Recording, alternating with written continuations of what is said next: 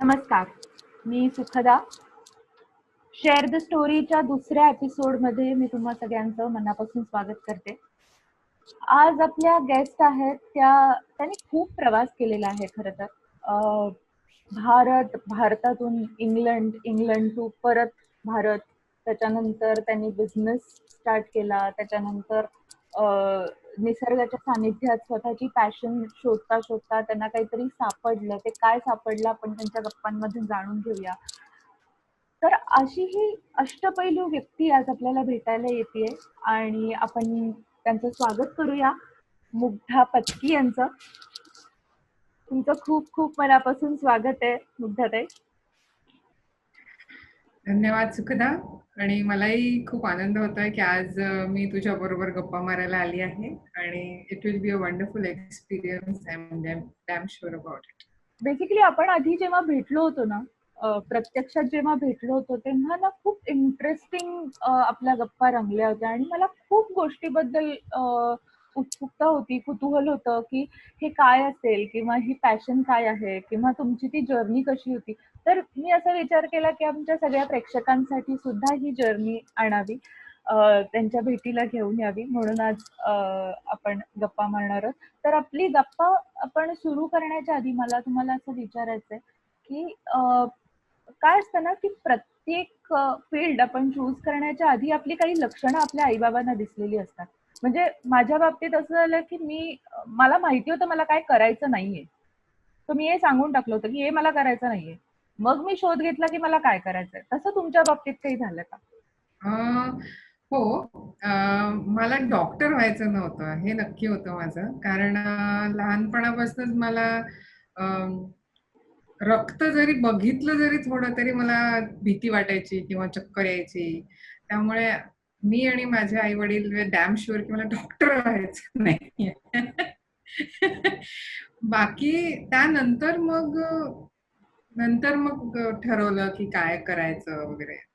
माझे वडील जेव्हा प्रिन्सिपल म्हणून अपॉइंट झाले एका कॉलेजमध्ये आणि त्यांना ते कॉलेज पुढे जाऊन एक्सपॅन्ड करायची जेव्हा चान्स आला, तेव्हा ते खूप छोटं गाव होतं कारंजा लाड म्हणून, आणि तिथे कॉलेजची बिल्डिंग सुद्धा नव्हती. त्यामुळे त्यांनी अगदी काऊ शेड, लिटरली काऊ शेड मधनं त्यांनी कॉलेज सुरू केलं आणि now it is a humongous building. तर तेव्हा ते एका आर्किटेक्टच्या ग्रुप ऑफ आर्किटेक्ट बरोबर त्यांनी काम केलं होतं for the design of that college.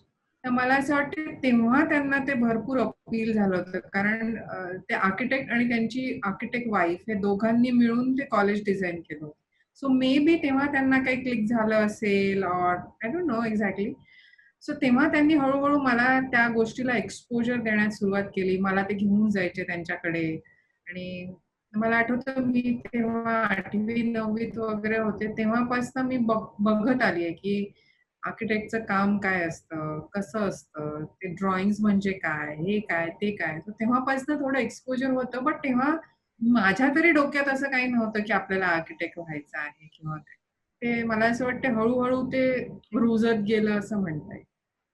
हवे तेव्हा तुमच्या आई वडिलांनी तुमचे पाय पाळण्यात बघितले आणि मग हळूहळू त्यांनी एक्सपोजर द्यायला सुरुवात केली, असं आपण म्हणू शकतो.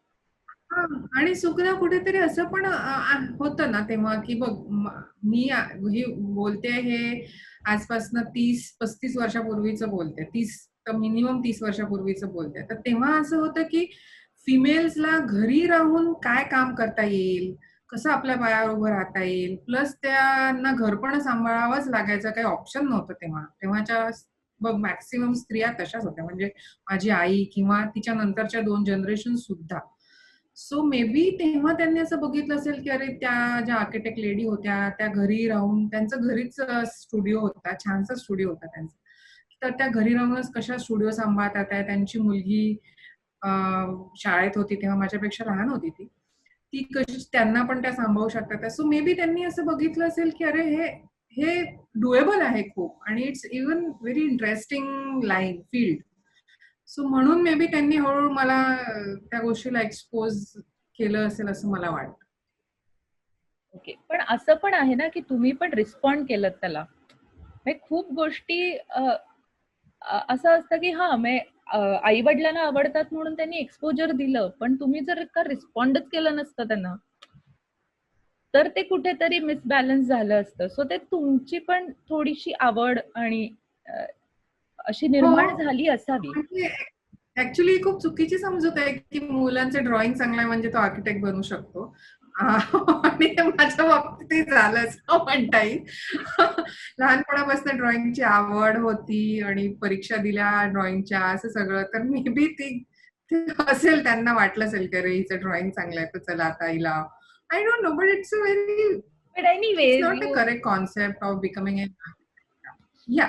And and I am really lucky म्हणता येईल की त्यांनी माझ्यात जे बघितलं ते मी करू शकले. कारण मला पण आर्किटेक्चरला आल्यानंतर कधीच असं एलियन नाही वाटलं ही field. Exactly. I really enjoyed from first day of my college, I will say definitely. हे जे आपण रिस्पॉन्ड करतो त्या गोष्टीला, तेव्हा ते कुठेतरी जाऊन सक्सेसफुल होतं. ओके. बरोबर. मला आता पुढे जाऊन असं विचारायचंय की तुमचा इंग्लंड दौरा कधी झाला? म्हणजे या सगळ्यानंतर तुमचा इंग्लंड दौरा कधी झाला? हां, माझं लग्न झाल्यानंतर माझ्या नवऱ्याचं पोस्टिंग झालं तिकडे लंडनला आणि त्याच्याबरोबरच मी तिथे गेले. 2001 मधली गोष्ट आहे. तर तेव्हा मी तिथे गेले आणि आम्ही तिथे राहिलो आणि आम्हाला असं वाटलं होतं, की आपण तिथेच सेटल होऊ शकतो. आम्हाला दोघांनाही ती कंट्री आवडली. लंडनमध्ये आम्ही राहायचो. आम्हाला सगळंच आवडलं तिथलं. त्यामुळे आम्ही असा निर्णय घेतला तेव्हा, की आता आपण इथे सेटल होऊया. त्या दृष्टीने आम्ही वाटचाली करायला लागलो. नंतर मला 2002 साली मुलगा झाला आणि आम्ही त्याला पण तिथे घेतलं. त्याला शाळेत वगैरे टाकलं. बट नंतर somehow things didn't work as I thought they will be. So we came back. म्हणजे माझंच इन्सिस्टन्स होतं की नाही आपण परत जायला हवं आता. दॅट्स इट म्हणजे. बट आम्ही खूप एन्जॉय केलं तिथे आणि मी शिकण्याच्या दृष्टीने सुद्धा एक्झाम्स दिल्या. मला ऑक्सफर्ड ब्रुक्समध्ये ॲडमिशन पण झालेली माझी for masters in landscape. But I gave up on everything की कारण मला असं वाटलं की there were larger things which I should look at, than just getting my post graduation from Oxford Brooks. तुम्ही परत आलात त्याच्यानंतर म्हणजे हळूहळू तुम्ही तुमचं काम चालू केलं. पण हा हा कुठेतरी ना सगळ्याच आपल्या बायकांमध्ये हा खूप मोठा महत्वाचा घटक मानला जातो की मुलाला सांभाळून, म्हणजे मुलगा किंवा मूल हे प्रायोरिटी आणि मग तुम्ही काम करा किंवा करू नका, दॅट इज युअर चॉईस. पण your child is your first priority. आणि अशामुळे काय होतं की खूप बायका या काम करायचं असून सुद्धा त्यांना करता येत नाही किंवा त्यांना तो फोकस नाही मिळत. तर मला असं तुम्हाला विचारायचंय की या सगळ्यावर तुम्ही कशी मात केली? हे तू अगदी बरोबर पॉइंट आहे हा, की खूप खूप हुशार आणि खूप इंटेलिजंट बायका असतात आणि जस्ट बिकॉज त्यांची प्रायोरिटी त्यांची मुलं असतात ते काम करायचं थांबवतात. माझ्या बाबतीत ते अगदी तसंच होतं, की माझी प्रायोरिटी माझा मुलगा नेहमीच होती आणि अजूनही आहे. तर तेव्हा मला जेव्हा शार्दूल, माझ्या मुलाचं नाव शार्दूल आहे. किती गोड शार्दूल नाव आहे खरं. झाल्यानंतर म्हणजे तो 2.5 वर्षाचा होईपर्यंत तर मी काम केलंच नाही. आणि त्याच्यानंतर मी एक कंपनी होती इथे कांदिवलीला, तिथे मी जॉइन केलं. बट तेव्हा त्याला आम्ही एका पाळण्याघरात ठेवलं. मग तिथे त्याला जमलं नाही किंवा आम्हाला ते आवडलं नाही आणि म्हणजे आम्हाला खूपशे ट्रायल एंड एरर करावे लागले, की अरे इथे करून बघूया का? हे करून बघूया का? असं. पण आणि मग शेवटी मला एक मुलगी मला भेटली, जी मुलांना सांभाळायची असं. तर तिला आम्ही मग रिक्रूट केलं आमच्याकडे असं म्हणता येईल आणि त्यानंतर खूप सुरळीत झालं आमचं काम. शार्दूल शाळेत पण जायला लागला, त्यामुळे थोडा वेळ तो शाळेत असायचा, मग तो घरी असायचा, ती त्याची काळजी घ्यायची वगैरे. बट इन बिटवीनचा जो टाईम होता ना, वेळ होता ना Sukhada, it was really trying time for everyone. But I should really say की माझ्या हसबंडनी मला भरपूर सपोर्ट केलं तेव्हा. कारण त्याचा जर सपोर्ट नसता तर मी काहीही करू शकली नसते. तेव्हाही काय आणि आत्ताही काय. कारण काही बरेचसे पुरुष असे असतात की तू घराकडे लक्षच दे, किंवा they are very stubborn about certain things, की ह्या गोष्टी अशाच झाल्या पाहिजेत, किंवा रोज you know how it can turn out yes, with yes, people. Yes. Sure, sure, but I am sure. Very lucky and happy. त्यांनी मला भरपूर सपोर्ट केला तेव्हाही, की तू कर, जसं जमेल तसं कर असं. आणि खरंच आय वॉज व्हेरी लकी की आम्हाला ती मुलगी मिळाली आणि तिने खरंच शार्दूलची काळजी घेतली. But it was really tough at the beginning, आणि नंतर सुद्धा जेव्हा मी माझा जॉब सोडून दिला, that time also it was very difficult for me to handle that scenario. But it worked out. अजून खूप इश्यूज असतात वर्किंग वुमनना, ज्यांना नुकतंच बाळ झालंय, ज्यांना काम सुरू करण्यासाठी काही प्रॉब्लेम्स येऊ शकतात, किंवा ज्यांच्याकडे काहीच काम नाहीये, ज्यांना आता सुरू करायचंय, पण जो गॅप घेतलेला आहे तो संपत नाहीये, किंवा संपवण्याची परवानगी मिळत नाहीये, असंही काही होऊ शकतं. तर त्याच्याबद्दल तुम्ही? मला असं वाटतं सुखदा, की प्रत्येकच फिमेलच्या लाईफमध्ये हा पार्ट येणार असतो. कारण प्रत्येकच फिमेल ही आई होणार असते आणि बेबीज येणार असतात. सो मला एवढंच म्हणायचं आहे सगळ्यांना, की तुम्ही डोंट गिव्ह अप होप, आणि कुठल्या ना कुठल्या प्रकारे तुम्ही कामाच्या टचमध्ये राहा. की म्हणजे जसं आता आपण मॅटर्निटी लीव्हवर जातो, किंवा 5-5, 6-6 महिने आपण घरी असतो.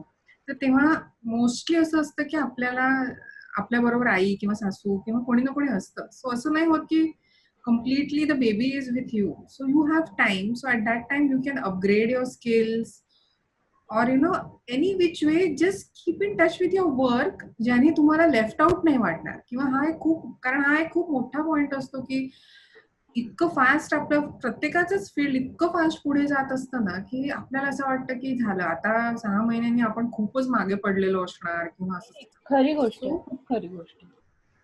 सो आय रिअली फील की I use that time constructively and just keep in touch with your work. ते खूप महत्वाचं असतं. काही नाही तर तुम्ही तुमच्या कामाशी रिलेटेड मॅगझिन्स बघा, so that you know what is coming in, what is in thing for your field.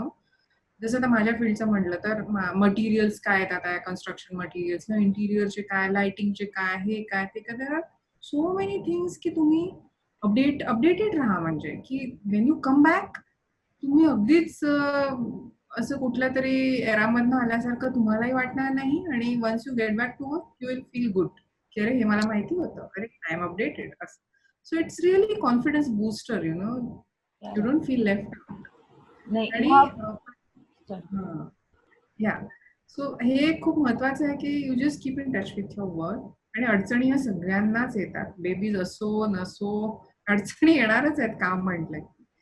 So just find out your own way to go about it. Yes, नाही, अपडेट राहणं ही खरंच चांगली गोष्ट आहे, आणि ते करायला पाहिजे प्रत्येक येस. स्त्रीनी नाही म्हणणार मी, प्रत्येकानेच करायला पाहिजे आपल्या प्रत्येकाने. Yes, प्रत्येकाने. कामामध्ये. तुम्हाला तुमचं ड्रीम प्रोजेक्ट वर काम करायला मिळालं. मी असं नाही म्हणणार की तेच फायनली ड्रीम प्रोजेक्ट होतं, पण नाही, त्या काळात नाही. असलेलं त्या तुमचं ते काळात ड्रीम प्रोजेक्ट होतं. हो. तर त्याबद्दल ऐकायला आवडेल. मी 2005 साली एक कंपनी जॉईन केली होती, पेंट्स अँड असोसिएट्स. आणि त्यांनी ऑलरेडी एक ट्रेन डिझाईन केली होती, which was running at that time. Deccan Odyssey नाव आहे त्या ट्रेनचे. सो व्हेरी ब्युटिफुल ट्रेन, जी महाराष्ट्रात आणि इकडे फिरते, किंवा कॅन से की सह्याद्रीच्या तिकडे अशी तिची प्रवास असतो. तेव्हा मी जेव्हा त्यांच्याकडे होते तेव्हा त्यांच्याकडे अजून एका ट्रेनचं प्रोजेक्ट आलेलं, गोल्डन शॅरियॉट नावाचं. आणि तेव्हा ती सदर्न इंडिया मधली ट्रेन आहे, जी तिथल्या काही प्रेक्षणीय स्थळांना कनेक्ट करते. सो तेव्हा ते मला म्हणाले होते की मुग्धा तू याच्यावरती काम करावं असं मला वाटतं. तर तेव्हा मी त्यांना म्हटलं की सर मला interior, it was completely interior designing of a train right from scratch. आम्हाला फक्त त्यांनी केबिन्स दिले होते सगळे, आणि सगळं आम्हाला डिझाईन करायचं होतं, right from carpets, beds, toilets, everything we designed in that. कॅलॉप्स वगैरे सगळं आम्ही डिझाईन केलेलं, बेड्स, बेडशीट्स सगळं. सो मी म्हटलं, "सर मला इंटिरियर डिझाइनचं काहीही कळत नाही. प्लायची थिकनेस किती असते ते सुद्धा मला माहीत नाही आहे." म्हटलं, "सर मला शक्यच नाही आहे या प्रोजेक्टवर काम करणं." तर दे वर सो गुड टू मी, की त्यांनी मला एक ट्रायल प्रोजेक्ट म्हणून एक दुसऱ्या एका इंटिरियर डिझाइनचं एक प्रोजेक्ट दिलं. Then they really taught me how to do things, how to design things, technicalities म्हणजे त्याच्या. आणि त्यानंतर आम्ही आणि आमच्या टीमनी मिळून ते प्रोजेक्ट कंप्लीट केलं. तेव्हाचे जे आपल्या राष्ट्रपती होत्या त्यांनी त्याचं उद्घाटन केलं आणि it was it's a grand success you know and I was so lucky to work with them. Pendse sir आणि मॅडम दोघेही डिझायनर्स आहेत आणि they are wonderful people you know. त्यांनी मला खूपशा गोष्टी शिकवल्या ज्या आमच्या फील्डमध्ये अतिशय जरुरी असतात आणि त्या तुम्हाला कोणी शिकवत नाही. प्रचंड त्या मॅडम कडनं मी शिकले की तुम्ही किती मेटिक्युलस असलं पाहिजे तुमच्या प्लॅनिंगमध्ये, तुमच्या एव्हरीथिंग. आणि सरांकडनं how you should think freely when you are designing something असं. So it was a very right combination for me to work with. म्हणून मी त्यांच्याबरोबर 2011 पर्यंत काम केलं आणि त्यानंतर मी जेव्हा त्यांना निरोप दिला तेव्हा त्यांना फारच वाईट वाटलं की अरे आम्ही एक्सपेक्ट करत होतो की तू आमच्याबरोबर राहशील अजून. आणि even I felt bad and one part that I won't be working with them. But मी त्यांना नेहमी अजूनही माझे आणि त्यांचे अतिशय चांगले संबंध आहेत घरच्यासारखे. ते मला नेहमीच त्यांनी मला त्यांची मुलगी मानलं आहे आणि तसंच ते मला ट्रीट करतात. किती छान. Yeah, it's a म्हणजे very warm kind of relationship with that entire family, I would say. म्हणजे अशी माणसं पण किती रेअर असतात खरं तर. म्हणजे आपल्या खरंच. एम्प्लॉईला सगळं शिकवणं आणि त्याच्यावर विश्वास ठेवून त्याच्यावर जबाबदारी देणं ही Correct. किती मोठी गोष्ट असते खरं तर. And I really feel that I was very lucky to find such an employer. So it's rare, you know, that way. खरं खरं. तर जॉब सोडण्यामागचं नेमकं कारण काय होतं? 2009-10च्या वर्षांमधली गोष्ट आहे. मनीष माझे हसबंड हे कामानिमित्त परदेशात असायचे. बराच काळ ते बरेच वर्ष ते परदेशात होते आणि मी आणि माझा मुलगा शार्दूल आम्ही इथे होतो. तर मला माझं वर्किंग अवर्स असे होते की मी सकाळी 9:30ला जायचे आणि रात्री 9 पर्यंत परत यायचे. ऑफिस जवळच होतं दहिसरला. त्यामुळे ते असं होतं ना, "अरे तू जवळच राहते, थांब थोड्या वेळ एवढं कंप्लीट करून जा." किंवा आपलं पण एक असं असतं, "अरे थांब, थांब मी एवढं ड्रॉइंग झालं की जाते." असं. सो या सगळ्या ह्याच्यामध्ये असं व्हायचं ना, की शार्दूल घरी एकटा असायचा. ती मुलगी जी जी आम्ही ठेवली होती ती त्याला सांभाळायला ती असायची मी येईपर्यंत. पण कुठेतरी त्याला असं वाटायचं, की अरे आईनी आपल्याबरोबर खेळायला पाहिजे ही वॉज अ चाइल्ड. त्याला वाटत होतं, की आईनी आपल्याबरोबर जास्त वेळ घालवायला पाहिजे. त्याला वाटायचं, की आईनी आपल्याला फिरायला घेऊन जायला पाहिजे संध्याकाळी आणि अशा बऱ्याच गोष्टी होत्या ज्या तो मिस करत होता because I was at work. मला फक्त रविवारी सुट्टी असायची. सो माझं ॲज आय ऑलवेज सेड दिस की शार्दूल हा माझा प्रायोरिटी होता आणि आहे अजूनही नेहमीच. सो मला तेव्हा असं वाटलं की हे बरोबर नाही आहे. I have to stop all this. आणि तेव्हा मी डिसिजन घेतलं की मी आता काम नाही करणार. It was huge decision for me की मी आता जॉब नाही करणार आणि मी इनफॅक्ट मी कामच करणार नाही आता. मी असं ठरवलं कारण मला लक्षात आलं होतं की माझं काम असं आहे की इट इन्व्हॉल्व्स म्हणजे त्याच्यात माझा टाइम इन्व्हॉल्वमेंट खूप लागतो. मी तेव्हा एक्सपिरियन्स केलं होतं because I was doing a job, not my on work. So तेव्हा मी डिसिजन घेतलं की मी सोडणार आणि आय लेफ्ट माय जॉब. सरांना माझ्या प्रिन्सी सरांना असं वाटलं की maybe I am approaching someone else for a higher paid job or something like that. तर त्यांनी मला बरंच कन्व्हिन्स करायचा प्रयत्न केला की थांब तू, I will give you some perks किंवा मी तुला सॅटर्डे संडे सुट्टी देतो वगैरे असं सगळं. बट मी त्यांना सांगितलं जेव्हा खरं कारण तेव्हा ही वॉज रिअली शॉक्ड म्हणता येईल की अगं आजच्या काळात असं कोणी करतं का? आजकाल तर मुलींना एवढा चांगला जॉब असेल तर कोणालाच सोडायचा नसतो. घराच्या जवळ आहे, हे ते बऱ्याच खरंच माझ्यासाठी तो खूप चांगलं काम होतं. घराच्या जवळ होतं, बरेच फायदे होते. बट आय टूक दॅट डिसिजन तेव्हा. मग असं झालं की 2011 साली मी नाहीच काम केलं काही. आय वॉज विथ शार्दूल आणि मला छान वाटत होतं ते सगळं रुटीन, त्याच्याबरोबर वेळ घालवणं and all that.